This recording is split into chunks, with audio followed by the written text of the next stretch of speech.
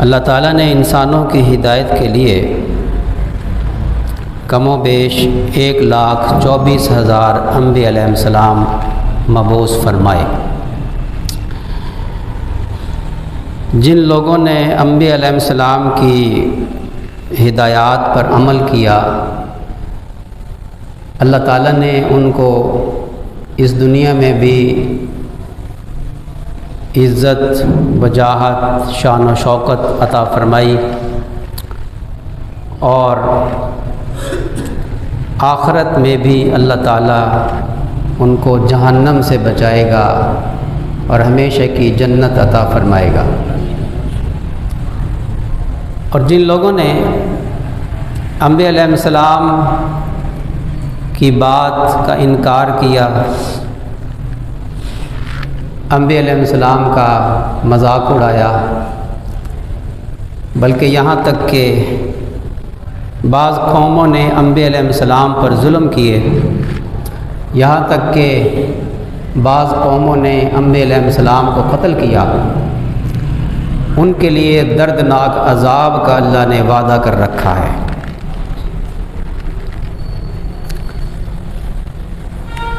دنیا میں فساد مچانے والی قوموں میں ایک قوم ایسی ہے کہ جس کا اللہ نے قرآن عظیم الشان میں تذکرہ فرمایا اور اس قوم کو تنبیہ بھی فرمائی،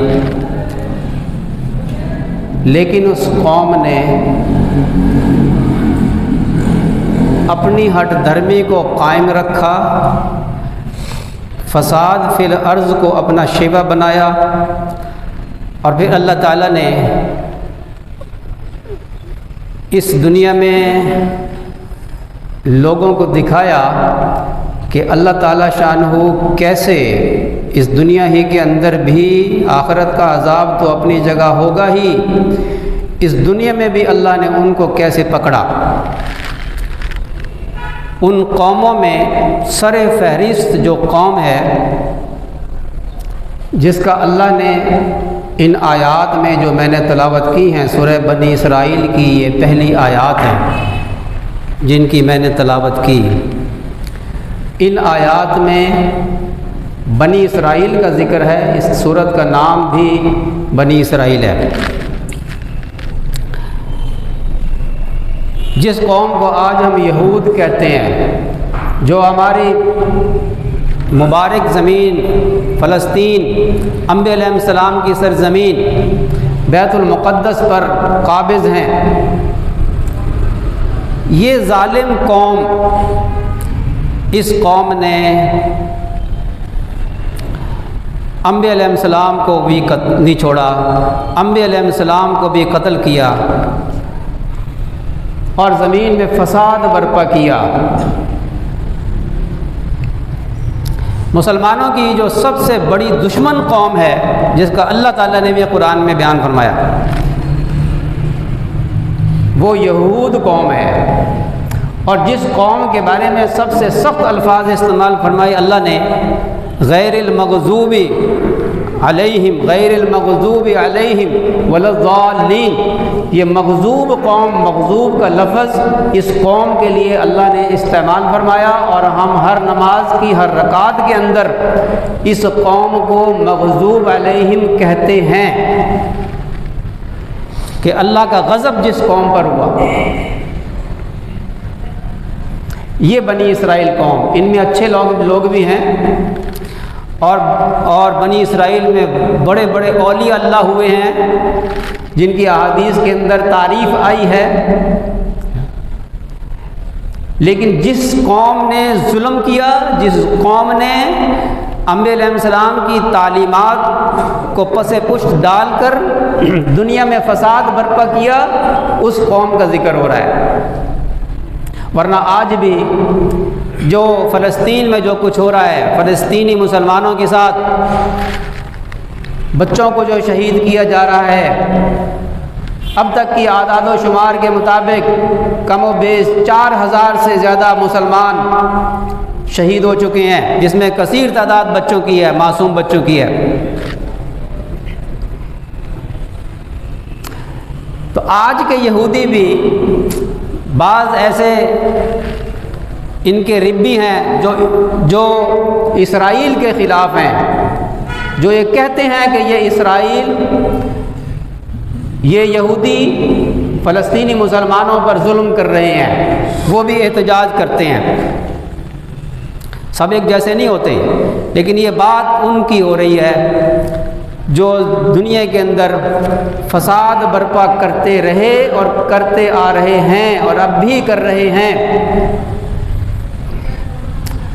ان کا ذکر ہے۔ میں ان آیات کا ترجمہ ابھی پیش کرتا ہوں۔ میں اس لیے آج 2-4 منٹ پہلے بیٹھ گیا کہ آج کا عنوان ذرا تفصیل طلب ہے۔ یہودیوں کے ساتھ مسلمانوں کی زیادہ جنگیں نہیں ہوئیں۔ آپ دیکھیں کہ نبی کریم صلی اللہ علیہ وسلم کے زمانے سے ان کے فتنے فساد شروع ہوئے۔ حضرت عمر رضی اللہ خلفائے راشدین کے بعد سے اب تک یہودیوں کے ساتھ کوئی بڑی جنگ نہیں ہوئی۔ نبی کریم صلی اللہ علیہ وسلم مدینہ منورہ تشریف لائے ہجرت فرما کر۔ یہ بنو قریظہ کے یہود، یہ فساد فی الارض کرنے والے، فساد فی الارض ہوتا کیا ہے؟ سازشیں کرنا، دوسروں کو پریشان کرنے کے لیے طرح طرح کے ہیلے کرنا، سازشیں کرنا، جس سے دنیا کے اندر لوگوں کا رہن سہن متاثر ہو، لوگ پریشان ہوں، لوگ معیشت کے اعتبار سے تنگی کا شکار ہوں۔ یہ یہود کے طرز عمل رہا ہے۔ نبی کریم صلی اللہ علیہ وسلم مکہ مکرمہ میں تھے اور یہ مدینہ منورہ میں بیٹھے ہوئے سازشیں کر رہے ہوتے تھے۔ آپ علیہ الصلوۃ والسلام ہجرت فرما کر مدینہ منورہ تشریف لائے اور یہودیوں کے ساتھ آپ نے معاہدہ کیا۔ اس معاہدے کے باوجود یہ مشرکین مکہ کے ساتھ ساز باز کرتے رہتے تھے، ان کو حملہ کرنے کی دعوت دیتے تھے، یہ وعدہ خلافی کرتے تھے۔ مشرکین مکہ وعدہ خلاف نہیں تھے، وہ ایک بات طے کرتے تھے پھر اس معاہدے کا پاس کرتے تھے، لیکن یہودی یہ وعدہ کرتے تھے اور اندرون خانہ منافقت کرتے تھے۔ ان یہودیوں سے پہلے، مدینہ منورہ کے یہود سے پہلے منافقت نہیں ہوا کرتی تھی۔ تو مشرکین مکہ تھے، منافقت نہیں، وہ کہتے ہیں مر جائیں گے ہم کفر پہ، شرک پر، لیکن ہم جھوٹ موٹ کا کلمہ نہیں پڑھیں گے۔ لیکن یہود منافقت شروع کی انہوں نے۔ عبداللہ بن سبا بڑا منافق، نبی کریم صلی اللہ علیہ وسلم کے اپنے دور میں یہ ان یہودیوں نے جھوٹ موٹ کا کلمہ پڑھا جس کو منافقت کہتے ہیں، اور صفوں میں شامل ہو گئے۔ معیشت کو تباہ کرنے والی یہ قوم، پوری دنیا کے اندر سود کے نظام کو جاری و ساری کرنے والی یہ قوم، پوری دنیا کو سود میں جکڑ دیا، جس کے بارے میں اللہ فرماتے ہیں کہ سود کا کاروبار کرنے والا، اس کے خلاف اللہ تعالیٰ کا اعلان جنگ ہے۔ انہوں نے سود کو رائج کیا، ناجائز قبضے کیے۔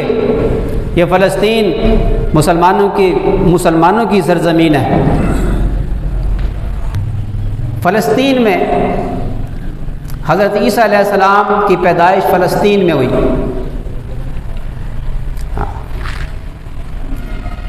خیر یہ بات میں آگے چل کر کرتا ہوں، بہت سی باتیں کرنی ہیں، میں پہلی بات مکمل کر لوں۔ جب ان کی ریشہ دوانیاں، یہودیوں کے فساد فی الارض اور ان کی منافقت اور مسلمانوں کو پریشان کرنے کی ایک حد ہو گئی تو نبی کریم صلی اللہ علیہ وسلم کی بنو قریظہ کے ساتھ جنگ ہوئی، جنگ خیبر ہوئی، اور یہود کے ساتھ یہ پہلی جنگ تھی، اور جس کے نتیجے میں 70,000 یہودیوں کو قتل کر دیا گیا اور ان کو مدینہ سے باہر نکال دیا گیا۔ یہ دنیا کے اندر فساد کرنے والی قوم ہے۔ اس کے بعد سے اب تک یہودیوں کے ساتھ کوئی جنگ نہیں ہوئی، اور جنگ اب ہوگی۔ یہ جو جنگ شروع ہوئی ہے اللہ بہتر جانتا ہے۔ ایک حدیث میں ہے کہ تم مشرکین سے جنگ کرو گے اور پھر تم یہود سے جنگ کرو گے، تم دریائے اردن کے مشرقی جانب پر ہوگے اور وہ مغربی جانب پر ہوگے، اور تم یہود کو چن چن کر قتل کرو گے، یہاں تک کہ ایک یہودی کسی پتھر کے پیچھے چھپے گا تو پتھر پکارے گا کہ اے مسلمان پکڑ میرے پیچھے یہودی چھپا ہے، اسے قتل کر۔ اور درخت کے پیچھے چھپے گا یہودی تو وہ درخت پکارے گا کہ اے مسلمان پکڑ اسے قتل کر، میرے پیچھے یہودی چھپا ہوا ہے۔ غرقد کا درخت نہیں بتائے گا، کہتے ہیں یہ غرقد کا درخت یہودیوں کا درخت ہے، حدیث شریف میں یہ مفہوم عرض کر رہا ہوں حدیث کا، غرقد کا درخت نہیں بتائے گا۔ اور یہود اسرائیل میں اپنے علاقوں کے اندر غرقد کے درخت دھڑا دھڑ لگا رہے ہیں، وہ جانتے ہیں اس بات کو۔ جو غرقد کا درخت نہیں بتائے گا تو ہمیں تو حدیث میں اللہ کے نبی صلی اللہ علیہ وسلم نے پہلے ہی بتا دیا کہ غرقد کے پیچھے چھپے گا، درخت نہیں بتائے گا غرقد کا، تو تمہیں حدیث نے بتا دیا کہ اس کے پیچھے چھپا ہوا ہے۔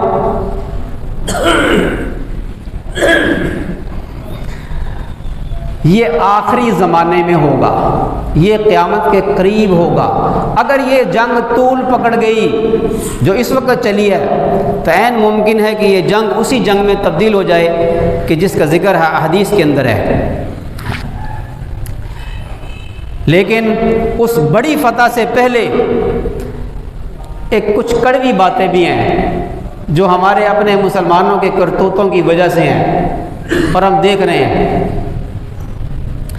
وہ ان آیات میں جب ہم غور کریں گے، یہ جو آیات میں نے پڑھی ہیں، بات واضح ہو جائے گی۔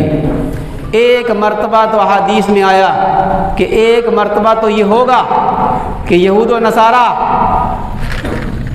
عرب ممالک کے اوپر غالب آ جائیں گے، عرب اتنی بڑی تعداد میں شہید ہوں گے کہ فرمایا کہ ایک کوئی شخص جا رہا ہوگا، کہ ایک عورت جا رہی ہوگی، کہ ایک کسی کی جوتی پڑی ہوگی اور وہ جوتی کو دیکھ کر کہے گی کہ یہ کسی قریشی کی جوتی ہے۔ عرب دنیا میں بہت تھوڑے رہ جائیں گے، یہ ہونا ہے۔ ویل للعرب۔ ایک مرتبہ نبی کریم صلی اللہ علیہ وسلم نیند سے بیدار ہوئے، آپ کا چہرہ سرخ ہو گیا۔ آپ نے اس موقع پہ فرمایا تھا کہ عربوں کی ہلاکت کا وقت قریب آ گیا، اور یاجوج ماجوج کی دیوار میں اتنا سوراخ ہو گیا، یہ آپ نے انگلی اور شہادت کی انگلی اور انگوٹھے کو ملا کر فرمایا کہ یاجوج ماجوج کی دیوار میں سد ذوالقرنین میں اتنا سوراخ ہو گیا۔ یہ نہیں فرمایا کہ انہوں نے اتنا سوراخ کر لیا، اس میں غور کریں۔ یاجوج ماجوج اس دیوار کو نہیں توڑ سکتے، یہ نص قرآنی ہے، نہ چڑھ سکتے نہ توڑ سکتے۔ وہ اللہ جب چاہے گا دیوار ٹوٹے گی۔